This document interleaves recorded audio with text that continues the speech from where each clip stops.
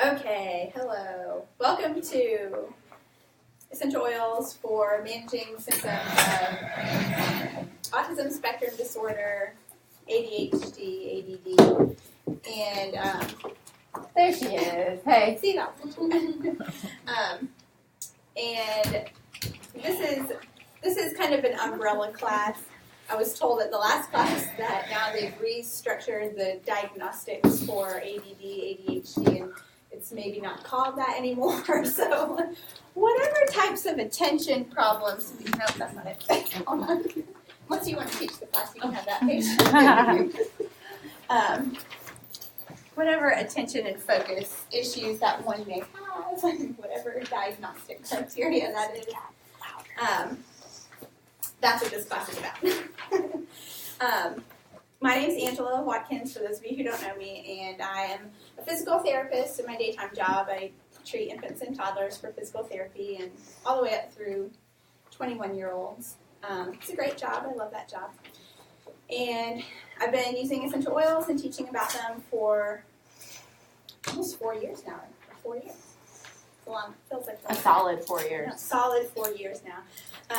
And I enjoy this work a lot also because in my physical therapy work, I get to talk a lot about getting you back up to just regular, like from struggling a little to getting by. And in this work, I really get to talk a lot about how to step beyond just getting by to really thriving and wholeness and wellness. So it's a nice, I think it's a nice flow. It's a good 2 different outlets for my desire to help people with their health. Okay, so when we talk about autism spectrum disorder, it really is separate from purely ADD and ADHD, although they're both neurologically based disorders. So that's why we're going to talk about them together. Autism spectrum disorder has a different collection of neurological deficits and symptoms and issues that come with it as compared to straight attention problems.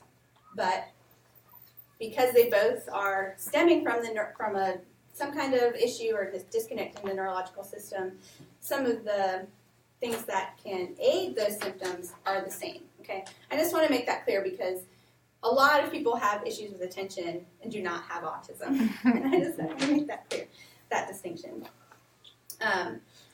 With neurologically based disorders like this, you can actually have your nervous system is the control center of your whole body, right? So in the cascade of effects, you can actually have signs and symptoms in every other body system, right? Musculoskeletal system, GI system, cardiovascular system, respiratory system, all of these systems can be affected by the issues that are rooted in neurological dysfunction. I get really thirsty whenever I talk, so I might drink a lot. I'm sorry. I have a question. Mm-hmm. Where does sensory processing disorder fall on? Sensory processing disorder, people under the umbrella of autism spectrum disorders can have sensory processing disorders. There are some people who have purely sensory processing disorder diagnosis that do not also have an autism spectrum diagnosis. Right. So it is on that spectrum, but not everybody who has sensory processing diagnosis has an autism diagnosis. So basically the same as the ADD or ADHD? Sort of, although mostly everybody with autism has some amount of sensory processing problem, but not everybody with purely sensory issue has a full-blown autism. Yeah. Okay. And who knows, they could change that definition like next year because they change it all the time. There is a huge number of people being diagnosed with autism every day, and part of that is because there are a lot more people who are having a lot of these neurological signs and symptoms, but also because they have vastly expanded the diagnostic umbrella that is included, like the things that are included under that umbrella. So more people qualify to have that diagnosis because the umbrella is expanded.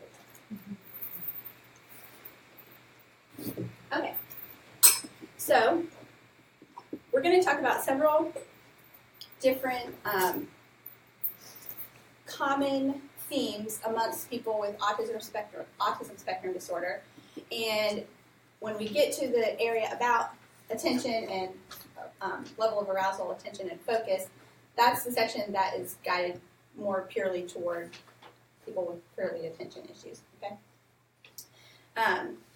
Okay, so we'll do that first, actually, because you have this is the sensory worksheet. Okay. This worksheet is geared toward helping you to identify and problem solve levels of arousal and responsiveness. Okay, attention to task is in this category. So I'm actually going to review this sheet with you because we need to understand the sheet before we move on to other ideas. If you look over here on the left side, you have under responsive. Okay. Over on the right side, you have over-responsive. Down the center, it's going to distinguish 7 different senses or 7 different ways that we are experiencing our environment. Visual system, auditory system, taste and scent, tactile, motor skill and muscle tone, the vestibular system, which is like your inner ear and balance system, and then proprioceptive, which is a sense that is inside of your, which is joint receptors that are inside your joints that tell your brain where your limb is in space and give information about pressure.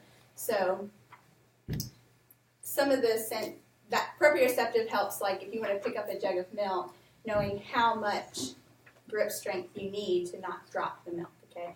Or, at what angle do I need to put my arm, and how do I do that without looking if I want to catch a ball, okay? So position in space is proprioception, and some pressure is also in with that sense. Okay, so when you look at the different senses, if you're thinking of only the visual system, people who are under-responsive to visual input, that means that they're receiving the input, but the way that they process it in their brain is diminished, okay? They're not receiving the same level of signal and interpreting it the same way that typical people do. So you have some of this, what you will experience is a low acuity in low light, okay? So it's more difficult to see in low light. Even if you have normal vision, they prefer bright spaces and high contrast, okay? So that is highly stimulating to them because their sense of it is kind of dampened, okay? Over on the other side in the visual system, you have people who are highly sensitive to light. They tire quickly whenever they have to see high contrast things like black ink on white paper, okay? They like hats or sunglasses, things to kind of dampen that input, right, to bright light.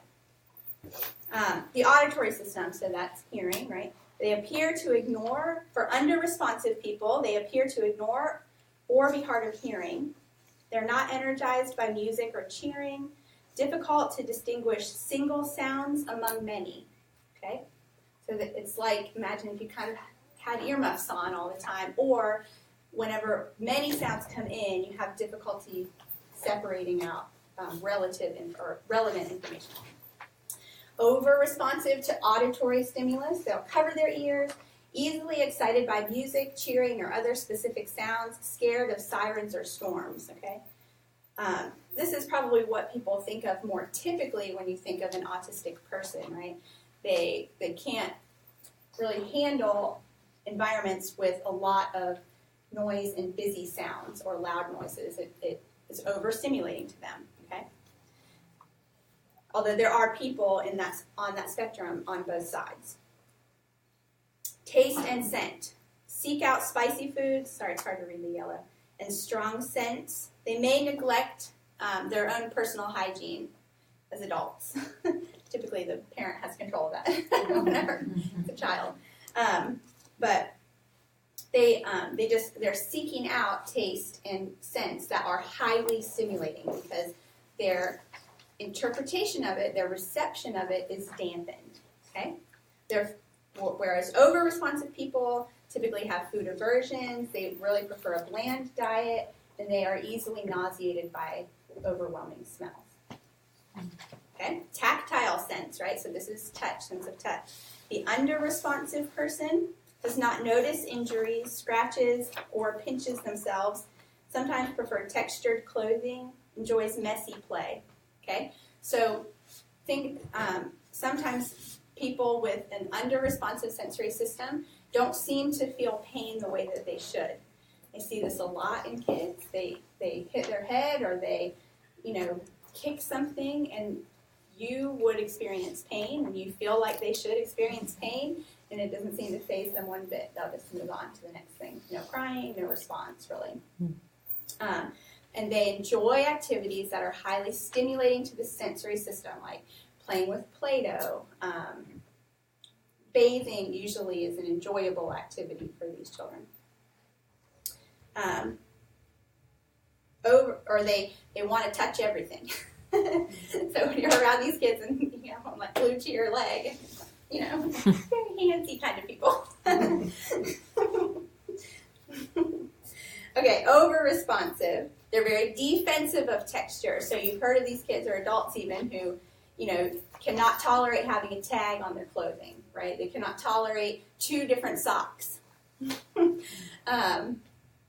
They prefer soft, smooth clothing, irritated by seams. They avoid physical contact and mess, okay? And this is a big thing with parents of people in this category. These children really, they cannot handle a lot of physical touch. They don't know how to interpret it. It is unnerving to them, okay? And humans are very, touch-orientated beings. And so that's very difficult for parents to make it, for it to seem like your child doesn't want to be touched or, show physical affection. They learn usually different ways to show affection, and parents know it eventually, but that can be very difficult. So that's the over-responsive person. The under-responsive person with motor skills and muscle tones may have something called dystonia, which is actually really more of a coordination disorder. Flat affect, they seem to look bored all the time, or they don't have very expressive responses to things. They may W-sit or avoid sports. This is people who have a low modulated muscle tone, okay? It's people who may seem like they're very flexible, but in reality, their resting muscle tone is just modulating at a lower level, okay? This is an electrical thing in your body. There's a range of muscle tone that's considered within a normal range, right? Some people are on the lower end, some people are on the higher end. Outside of that normal range is more of a pathological low muscle tone or high muscle tone. And it's typically caused by some sort of neurological difference or change. So with low muscle tone, you have floppiness, or they have to ramp up from a lower resting rate to generate the same amount of force, okay? Moving, jumping, running, these things feel more difficult to this population. They still need to be encouraged to be active, and they still can develop a lot of strength. But they have to start, they're starting from a lower modulation, so it's a little more work. And so they gravitate toward sitting activities, reading, things that don't require a lot of physical exertion. Okay? Whereas the opposite of that over here, hypotonia or a rigid posture, people on the higher end of muscle tone seem like they're a rubber band all the time. They're kind of bouncy and tense all the time. Okay? Their resting modulation is at a higher level. There is a range of what's considered normal, and then whenever low tone or high tone causes a problem in your daily life, that would be considered a pathological problem, and it can cause you problems, right? With the low tone side, we see that sometimes you have delayed development skills because it's harder to practice rolling and sitting and pulling the stand. With high tone, a lot of times you have joint contracture or toe walking, other types of orthopedic problems. So If we can bring that back into a more normal range, then you can eliminate some of those problems for the future. Can I ask two terms? What is W sitting and the last term that you said, something walking? Toe walking? Toe walking. Toe walking is walking on your toes. So people who you see who walk high on their toes. There are some adults who do it. I see a lot of kids that do it. A lot of autistic children walk high on their toes. And we use different orthotics sometimes to try to correct it. And W sitting? W sitting is sitting on the floor. Sorry, video, just hold on a second. I'm just going to demonstrate it for you. It's sitting where your feet are externally rotated and your bottom is on the floor. I can do it, it doesn't bother me, but it's not the best sitting posture for young children. Mainly if it's an obligatory pattern, meaning if the child doesn't have other sitting strategies and they don't use a lot of sitting strategies throughout the day, that's the only one they really can do and play well. Just can be a little bit of a red flag that you're dealing with low muscle tone. Okay? Although, children with cerebral palsy who have very high muscle tone also sometimes sit like that. And it's not because of low tone, it's because they can't spread their legs apart because of high tone. But that was a trick. That's a little bit of a trick. Most W sitters do not have cerebral palsy. Most W sitters have a low muscle tone. Okay?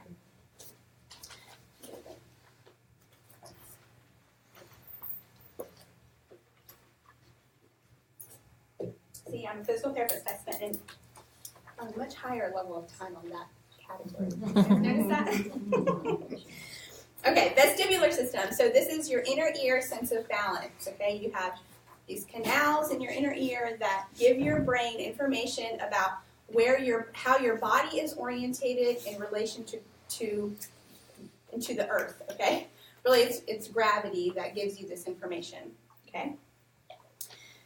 People in the under-responsive have an under-responsive vestibular system, enjoy spinning, swinging, tumbling. They may not have the ability to get dizzy. They may have problems with balance and falling because they're not getting the information quickly enough to tell them that they're falling over. So they might be past the point of return before their vestibular system kicks in, or their brain receives the information enough to say to correct their posture and not fall, or to put out a leg or an arm and respond to that input. If the vestibular system is under functioning, then typically you see a lot of falls. With an over-responsive vestibular system, they may resist changing position because it can cause a lot of nausea. They may not enjoy lying down for diaper changes because the positional change from sitting up to laying down is disconcerting to them. It feels too intense. And they may have difficulty balancing as well because any small change is giving them a lot too much information. Okay? Proprioceptive, so that's that position in space sense. Under-responsive child may do a lot of crashing, rough play, highly physically affectionate, enjoy being pressed, deep pressure. They may respond well to things like a weighted vest or a compression garment. Okay, these things give deep proprioceptive input. It can help to satisfy the fact that this system is not giving good information to the brain. Okay, it's not modulating the input well. The over-responsive child avoids that physical hugging and a lot of rough play. They don't want to be touched. They don't want to touch different textures. They don't want to overstimulate themselves, and so they may avoid that. Okay. So now we have an idea of how the under-responsive neurological system and the over-responsive neurological system affect all of these different senses. So this is a great picture of the umbrella of autism spectrum disorder. Okay, in that umbrella, the amount of cognitive impairment is all over the place. Okay, you can be on this end of the physical sensory spectrum and have super high intelligence, or have very low intelligence. You can be on this end of that sensory spectrum and be either place.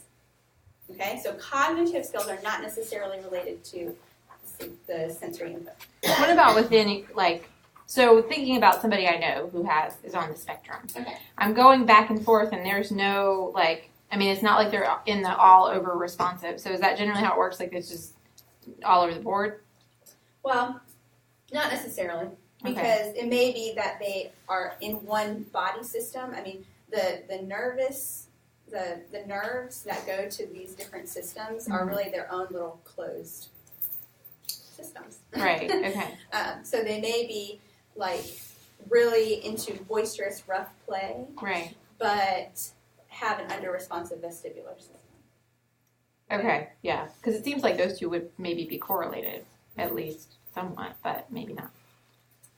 Just because, if they're into rough play, they also are going to be okay with getting off balance. You know what I mean? Mm-hmm. But I guess I'm thinking more of a tactile input thing. Right. They may really want a lot of deep pressure, a lot of jumping input, but they still could have an under-responsive vestibular. Well, those are both under-responsive. Hold on, let me give a better example. Let's see. Well, give me your example. What are you thinking? well, just it's interesting. The person I know is very under responsive in terms of physically affectionate, over the top, and then resist position changes for sure. So those two are also likes the taste scent one of the extreme. Oh yeah, no, definitely. But then he's back over on the other side for over responsive on the sound. He's always covered his ears. It's funny how it keeps going back and forth for him. He's not really. Yeah, interesting. I mean, I think that the individual systems can work totally kind of on their Okay. on their own. And you may only have So one. he should just use all the oils. Depends on the situation. We'll get to that. Right. Okay. But you may not have all of these issues either. You may not have vestibular or proprioceptive input. You may only have a visual issue, like an issue with the visual system. You may only have a visual or an issue with the tactile system. Okay. So would oppositional defiant disorder also fall under autism? I think that falls under a different category, but maybe the same as the ADD, ADHD. Gotcha. Okay. What was the name of that? Oppositional defiant disorder. It could be phenotype. I think that's more of a mental health. Mm-hmm. Right. So what does that mean? It's like a personality disorder. Okay. Um, Still a neurological difference in some way. and it could co-occur with other things. Well, I noticed the person that I'm around she's very full force, ongoing, doesn't notice that she hurts herself at all.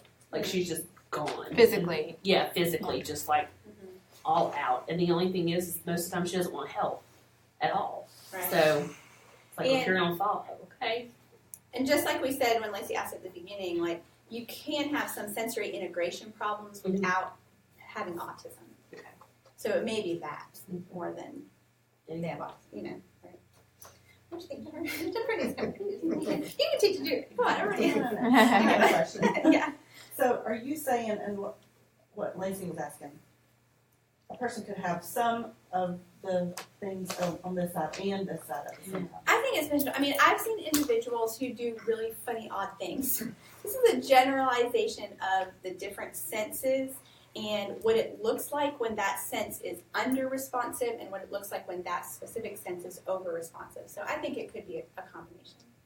Yeah, Amy, in my example, it literally goes back and forth for each thing. Very, very, identifiably. It's not a question. And you may find that, so in that specific case, the severity is not super severe. Right. Yeah. So I think that in very severe cases of autism, you may see More on one side or the other. more on one side. Okay, so that's how you use this worksheet, and I think it's very helpful. Wait, we didn't finish using it yet. Okay, so then, it's quick, the last part's quick. So you have this list right here of oils that arouse and oils that calm, okay? So if you are looking to increase the modulation of that system, increase the responsiveness of that system, you're going to use oils that arouse. If you want to calm or decrease the responsiveness of that system, you're going to use the oils that calm, okay? So if they're a mixture of both, you do. Well, that's what I was going to say. It may depend on the situation. Like, for example, if their taste and scent is under responsive, you may be able to use a lot of these oils that are arousing in food, but if they are defensive of, or they have a lot of high tone, you may use some of the calming oils on their muscles as a massage. Can I give an example It's a little too? bit tricky, but Like I think that's a good in practice example. Okay. Like, so for several people I know who have kids who are under responsive, so they like stimula. For them to go to sleep, lavender is actually a really bad option because the stimula, like with the pressure jacket, kind of calms that need for stimula, so that then they can relax and sleep. So it's like if you give them lavender, they're so calm that that stimula that they need to be calm they can't fall asleep in that situation. Does that make sense? So for some people, peppermint is very, very relaxing, where we think of it for the most part as invigorating because it's that extra stimulus. So in a sleep situation, you want them to satiate that need for speed. So I understand what you're saying. Yeah. I think I can explain it a little bit. Yeah, no, I'm sure you can, but that's just Mirror image. So when you think about the brain, when you have either of these situations, it's sort of like disorganization. Okay, it's a little bit of chaos in there, and so the under-responsive person has chaos, just like the over-responsive person. In order to organize the chaos, we need to come back toward the center. Okay? So that's what the oils can do. So what Lacey's saying is that the person who is under-responsive, if you give them a calming oil, it doesn't organize the chaos. Okay? They need something more arousing to come back toward the middle so that they can function more normally. Right? My son had ADHD, and coffee would make him sleepy. Yeah. You know, And I've heard that a lot with caffeine children. is a good example because it's a Right. stimulant. Opposing effect. If they need a stimulant, then they would. The peppermint might be the calmer for them, not the lavender. So it's a very good. Right, because comparison.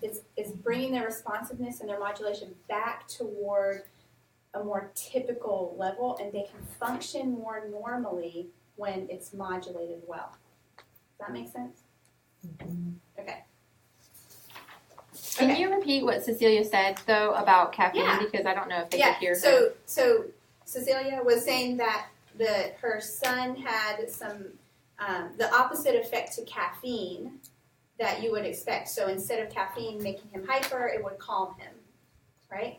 So perhaps his system was modulating at a lower level and it was under responsive. And so because the stimulus brings him back toward like a more typical organization, he was able to cope better and function more normally. But you think he's hyper is what you're going to say. Well, yeah. I mean, we were going on a trip in New York. They had these. It was on Memorial Day, and they have these stops where you can have coffee.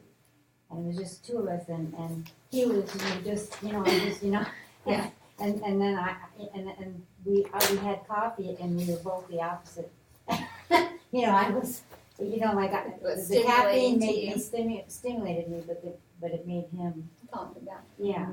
But otherwise, Well, and there's a lot of variables there, like Yeah. even like level of fatigue could play a factor because that creates an amount of disorganization in and of itself that well, he was diagnosed with ADHD. well, I mean, I have heard that before though for many people that some of the things seem to have an opposite effect, and I think this might be part of the reason. There could be more to it. I don't know everything. Okay, guys. Wouldn't some of that be called mirroring? A mirror. Yeah, I've heard that term. Okay, so that's the big chunk of the sensory integration part. Okay, if we're modulating low, if our system is under responsive, we can use some oils to try to bring it back toward the middle by stimulating the system. If the system is over responsive, we can try to calm it and bring it back toward the middle. It creates organization and an ability to function more productively, more typically. Okay. Another area of the body that, or area of life that a lot of people with these disorders struggle with is organization of tasks, okay? So this is like sequencing of the tasks. So like let's use getting dressed as an example, okay? If you tell a typical 5-year-old to go get dressed, they may do some interesting steps in between, but the outcome will likely be that they are dressed at the end of it. Where somebody with this type of disorganization has a very difficult time sequencing the steps to get to the outcome without very deliberate instruction, okay? So instead of just saying, go put your pants and shirt on, you would have to help them to sequence that. Pick up your shirt, put in one arm, put in other arm, pull it over your head, pull it down, okay? Then we have a shirt on.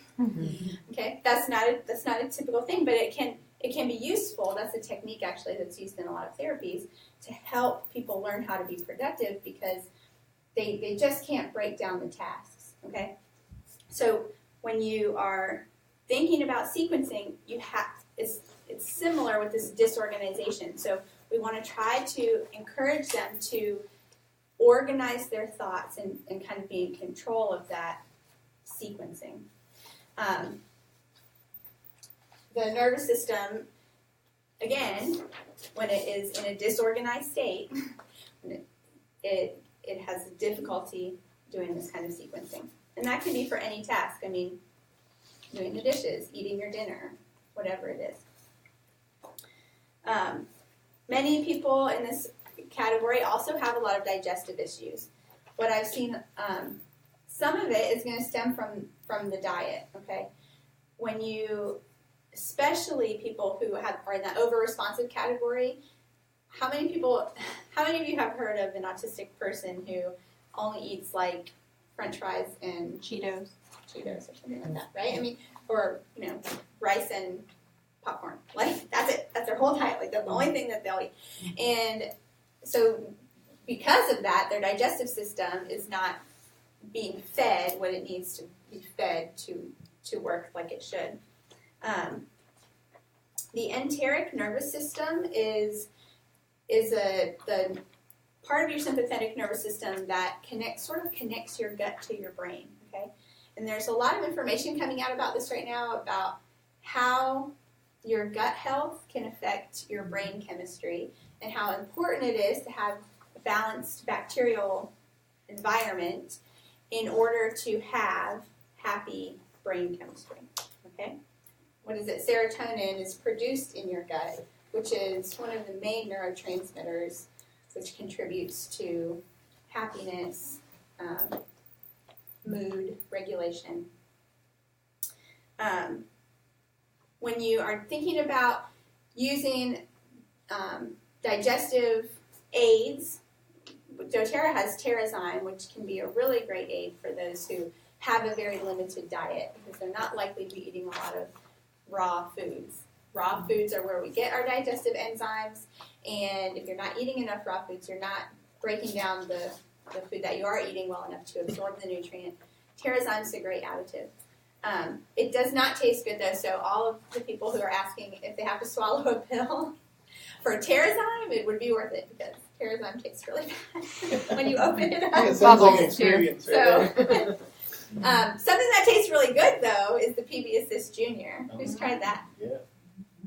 Me too, it's good. It's like a little pixie stick. It's very delicious. It's actually our children's probiotic. So the PB Assist is our adult probiotic, which is a genius little double capsule pill that delivers the probiotic right into your intestine where you need it. And then we have a children's version, which actually has a few different strains of probiotic that are geared toward children. And it's in a delicious form that mostly everybody will eat. So adding a probiotic into your daily regimen, this is an ongoing thing. You have to constantly be fighting the balance of bad bacteria and yeast with probiotic bacteria, like beneficial bacteria. Also, the children's vitamin, we'll get to the fish oil in a minute. This would be a great additive, especially for a child who is very picky with their diet, just making sure that they're getting a boost of the vitamins and micronutrients that they need that they're not maybe willing to eat. For the under-responsive child, you can use essential oils in cooking to really add a dimension of flavor that might be appealing to that person. It's not always children. My brain thinks a lot about children, so these things apply to adults too. I just don't. I don't like adults that much. I like all my babies. Okay, so and if nausea is an ongoing issue for a child, that can actually also cause aversions to eating if they're dealing with ongoing nausea. The Digesten is or peppermint, even just wild orange can be calming to an upset stomach. There are also some oils to stimulate the appetite or suppress the appetite. Do you think that the under-responsive person overeats or undereats? Who can get it right? Overeats. That's right. So the under-responsive person may have a tendency to overeat because they really like the feeling and the taste and the stimulus of that food. Okay? The over-responsive person is going to be more picky, nervous, not really liking the feeling of eating. So you can use some oils to either suppress or stimulate the appetite. Lavender is one that can stimulate the appetite. There's one more I can't remember.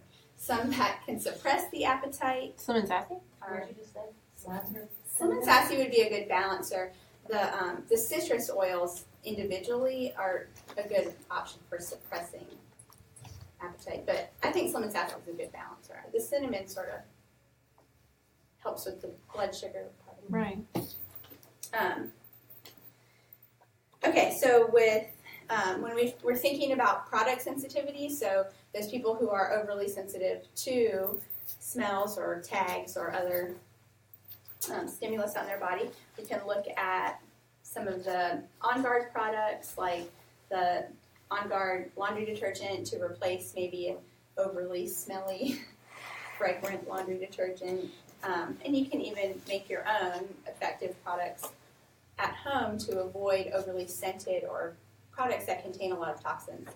There's a good amount of information that says that people who have autism spectrum disorder, maybe not ADD, I don't know about ADD, but I do know that with autism spectrum disorder that there's some information that these people have a harder time flushing toxins from their system than other people, and maybe there's a genetic predisposition, but these things build up and they cause pathways, like a roadblock in your brain,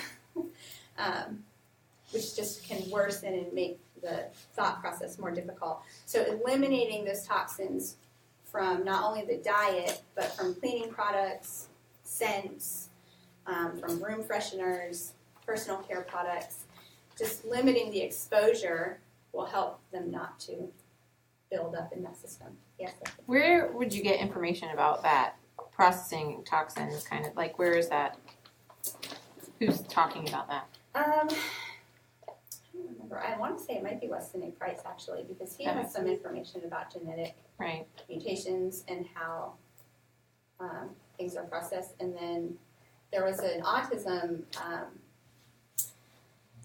documentary that I watched a long time ago, and there was a doctor on that documentary who talked about inability to eliminate heavy metals, Right. specifically heavy metals, which are different than household toxins, but that they tend to build up and become neurotoxic in the body in some people. Okay, one of the tactile under-responsive children may have injury issues that because they're not feeling that pain the way they should. So they can be burned more easily. They tend to pick at scabs a lot and dig at wounds. It can be a problem, especially mosquito bites, bug bites. People, they just can't handle that little irritating stimulus on their skin, and they will sometimes cause it to become a wound, and infections can be an issue. So we have all of our wonderful oils for wound care, like Correctex, lavender, frankincense, melaleuca. All of these oils can help that healing process to be faster, so they're not digging at it. The lavender has an antihistamine property, which can stop the irritation of a scab or a bug bite. So maybe they're not drawn to it. So Can you talk about what Correctex is? 'Cause I don't think Correctex everyone is here like a little. It's a tube. It looks like Neosporin. Looks like a Neosporin cream, and it's a non-petroleum based carrier, whatever it is. And it just has helichrysum and lavender and a lot of really great oils for wound care. So it's really quick and easy. We actually have been using it this season on my 8-year-old who has this like horrible issue with her lips. She keeps getting these chapped lips like all around her whole face. So she licks them. She's sucking her bottom lip for sure. I know. Anyway, and biting it. But if we keep that Correctex on there like consistently every day, then it keeps it at bay. If I forget for 2 days, I can see that red ring coming right back. So I don't know what her deal is, but maybe she's a little underreactive, under-responsive. Maybe you need an oil that doesn't taste good on her lips. Oh. Maybe. Correctex does not taste that good. Okay, so as the last little tidbit that I just want to throw out there, if you haven't been to an introductory class, I do want you to know this. There are 3 basic ways that you can use essential oils within your life, right? Who knows what they are? Good, Jennifer. Aromatic, right, in a diffuser or just breathing them in. Topically and internally. Okay, so with aromatic use, you can have a lot of positive effect on at calming and improving mood, and using those stimulating oils for those low affect children, using those calming oils for those hyper overactive, overstimulated children or adults, and also at night for sleep. Diffusing is such a great resource. A lot of my patients end up with sleep studies, and there's always unusual brain activity in the nighttime with a lot of these kids. They're not sleeping as well as they might seem to be. They're not getting the rest that they really need. And so adding that calming, correcting oil for sleep may help them to improve their overall health by getting enough sleep. For topical use, you can massage it in using coconut oil. Some of the oils you can use without a carrier, depending on how sensitive your skin is.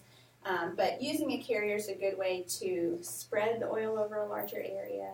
You kind of get more you only need a drop or 2, and so you can spread it over the whole back or the legs, wherever you're trying to increase modulation or decrease modulation. Okay. Internal use would be great for those children who need the oils, but maybe do not tolerate the smell or are too overstimulated by the smell. You can heavily dilute the oils to attenuate the smell some, but people who are very highly sensitive still may not even tolerate that. But they can take a shot of water with the oils or take it in a capsule if they can swallow a pill. Still get all those therapeutic benefits without having to smell it or have it be overwhelming in their face. A couple of the oils that are on this list that I did want to point out. I don't have it here, but DDR prime is one that I've consistently heard moms of autistic children say that when they apply DDR prime to the spine a few times a day, they see improvements. One of our moms even had their child really begin speaking not that long after starting to use DDR prime. So I definitely feel like DDR prime is a must. Intune, okay? Intune is a blend of oils that is specifically blended for attention and focus, okay? It is sandalwood, patchouli, frankincense, ylang-ylang, lime, Roman chamomile. It's some really great oils for soothing the neurological system and helping to increase focus, okay? You can dilute it for kids. It's pretty strong. You can make it go a lot longer when you put it in a separate roller bottle, dilute it, and use it on the back of the neck or even on the bottoms of the feet, topically. Wild orange and rosemary is what I put in the diffuser. This is a great blend for attention and focus. There are actually some really great research studies using rosemary and monitoring some testing behaviors of children, where when rosemary was used during the study period and then also diffused during the test, they showed improved performance from those who used the rosemary during studying and during the test than those who didn't. Okay? And what I think that's doing is that rosemary's your smell is sense of smell is highly linked to memory. Okay? And so when you smell the smell that you smelled when you read the information, the recall of that information is a lot quicker and easier. Wild orange and rosemary together just is a very, just a blend that I've heard of Pleasing. It smells good and it's really great for attention. Rosemary and what other? Wild orange. Yeah.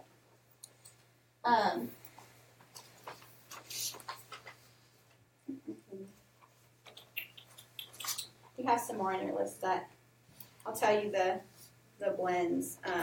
Cellular complex is DDR prime on this sheet. I'm going to tell you our name brands just so that you have them written on here. Cellular complex is DDR prime. Invigorating blend. Citrus bliss. I was going to say that. Okay. It's Elevation. That's our name brand. And Joyful blend is, no, sorry. Invigorating blend is citrus. I was gonna, you messed me all up. Invigorating blend is citrus bliss. Joyful blend is elevation. Okay? And then over here on the right side, calming blend is serenity. Digestive blend is digesten. The focus blend is the in tune. And the grounding blend for women is clary calm. No, it's not. No, it's not. It's whisper. No, right? Yeah, it's whisper. The monthly blend for women is clary calm. Yeah, which that's not on the list. Right. The grounding blend for women is whisper. Okay. Great. Which Ashley, who's taught this class before, has had a really great experience specifically with Whisper. Okay. What's So, her story? Just that it was You can the pass it. I think she had given it to a friend whose son was having some issues, and it really worked for him. And I think the main ingredient in there is cistus. It's either cistus or labdanum is in there, and I think they call it one or both, depending on what bottle you have. But that particular ingredient is really good at calming hormonal stuff. So when kids with these issues get to that age, those issues can be even more magnified and intense. And so the Whisper helped to calm that specifically for him. And it does say the grounding blend for women, but it's fine for men. Right. It's marketed toward women. And also grounding blend balance is really good for, Oh, and it's not the ground. Yeah, look, Kelly, why don't you correct me here? I was, but it's I okay. need my tune. What did she say? The grounding blend is balance. Yeah. The blend for women is whisper. Yeah. Oh, see? And That's what I also was thinking. that You sheet guys were not correcting I me. didn't just heard the last want to one. get scolded. that sheet was also made before any of the emotional aromatherapy oils came out. That's true. And therefore there's 3 on either side that are very arousing and then 3 Yes. that are very calming. That's so true. Thank you for pointing that out, Kelly. So the focus blend is in tune. Yeah. So this is the emotional mine's a little bit well loved. This is the emotional aromatherapy kit, okay? And like Kelly said, you have this wheel that helps you to kind of choose how you're feeling and how you want to feel, and it's going to tell you which oil is going to help you to move into a better emotional state. And 3 of them, peace, console, and forgive, are on the more calming side. I'm not sure about. And then motivate, cheer, and passion are going to be on the arousing side. Okay?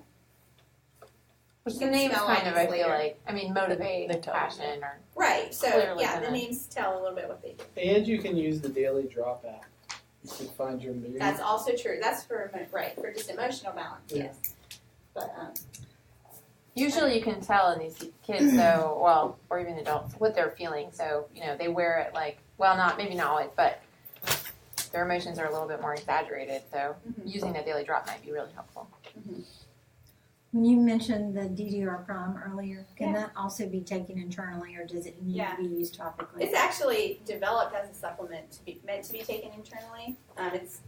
You see it sold in a 4-ounce bottle or a 2-ounce bottle instead of in our 15 ml bottles because it's meant as like a 1-month supply of making capsules throughout the day. But this other mother had really good success applying it topically. It already has a little bit of coconut oil in it for dilution, so it's a nice topical blend as well. Is Daily Drop a blend? Daily Drop is an app that you can get on your phone. That's a good question. The Daily Drop is an app, and it's from doTERRA, and it has a little emotional calculator thing to help you choose which oil you may be needing at that time. If you choose, like, how are you feeling, grouchy, discouraged, and you rate how you're feeling, and then it's going to tell you which oil blend. It's very handy. But DDR Prime, everybody should be taking. If you go on there and read what DDR Prime does for Oh, you, yeah. it's like, It's we awesome. take it every day. Yeah, it's really good. You really should be. Also, this book is really useful. This is the Essential Life book, okay? And the front, you can look up various ailments. There's a whole section on concentration and focus here, and it has a lot of information about how to promote concentration and focus, and then a whole bunch of oil suggestions and recipes. And then there's also a whole section on the neurological system, which is going to give you more information specifically about autism, okay? So, Can I did you talk about the fish oil? no, not yet. Are you going to? Yeah. Okay, all right, just making sure. With the neurological system, we'll talk about it right now. With the neurological system in general, there's a lot of research about taking a fish oil every day and how that it helps your brain to be insulated well, which is a good thing. And just overall helps your, really your whole body. It's good for connective tissue, it's good for your cardiovascular system, and it's really good for the neurological system. We have an adult and a children's fish oil. The Omega is the adult version. It comes in pills. The children's version is a liquid with wild orange flavoring. It's not bad. My kids eat it. And we have a few friends actually who have really had some really great success with children who maybe have some Behavioral. behavioral or more mild social issues. And also that help with the speech. Is that something that you've experienced? Omega 3. Oh, okay. That is what my son is taking. It's helped with the speech. Okay, that's really great. And I mean, that makes sense because your speech is neurological function. So it's soothing that system. It's soothing, really supporting, Enhancing. repairing. Yeah. All right. Does anybody have any other specific questions about any of the topics that we discussed? Any other good suggestions? I know we have some good oil users in here about stuff that I don't know. All right, Facebook people, thank you for joining us. Love the one you're with. No, I'm just kidding. Tell the person who invited you to talk to you about oils. Goodbye. Thanks, Angela.